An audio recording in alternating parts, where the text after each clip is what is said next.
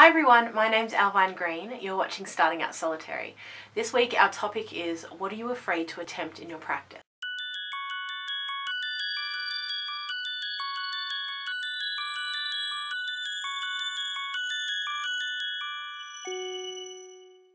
So for me, I didn't have to think too long and hard about this question.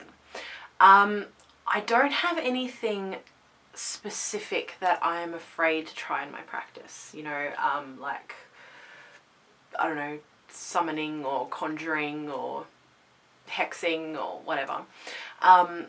For me, I feel like I'm kind of holding back on, how do I put this? Really diving in and experimenting in my practice. I feel like there's really a part of me that is holding back quite a lot. And I've really been feeling that over the last couple of months, probably particularly the last month or so. You know, I've been playing it quite safe and not just really diving in and seeing how deep the rabbit hole goes. I am a solitary practitioner and I am very much eclectic. And so I can do, you know, whatever it is I fancy in my practice.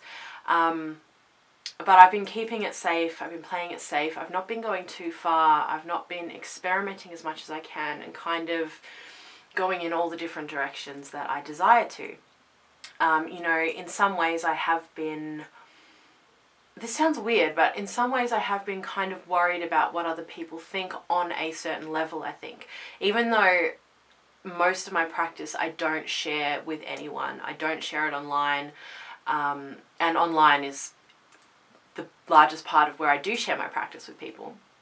You know, there's a lot that I don't share, but there's a part of me that's still kind of afraid to really explore and go deep and, you know, get my wacky witchy on kind of thing. So that's probably the thing I would say, you know, like just really allowing myself to unleash and to see where my practice could go. And that's something, like I said, I've been feeling a lot lately. So it's something that I am going to go into more. I'm going to stop listening to other people so much, you know. I'm very much the kind of person who, you know, I'm always spreading word about, you know, like doing magic your own way and, you know, don't listen to other people, you know, like you've really got to strike out on your own. And, you know, what an amazing opportunity we have being solitary practitioners where we can do literally whatever we want. You know, we don't have to, in my opinion, worry too much about, you know, cultural appropriation and things like that if we're not sharing it publicly. You know, if it's something that you're doing privately and for yourself, you can literally do whatever you want. Like, no one will know kind of thing, you know what I mean? Like, you don't have to be concerned about that kind of thing, which could sound a little shady, but you know what I mean.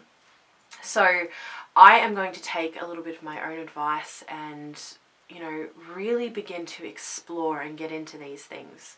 Like I said, I've been feeling it for a long time, and I feel like, in a way, my spiritual practice has come to kind of a little bit of a halt over the last little while because I haven't taken that next step forward. So that's what I've been afraid of, and what I am going to go more deeply into.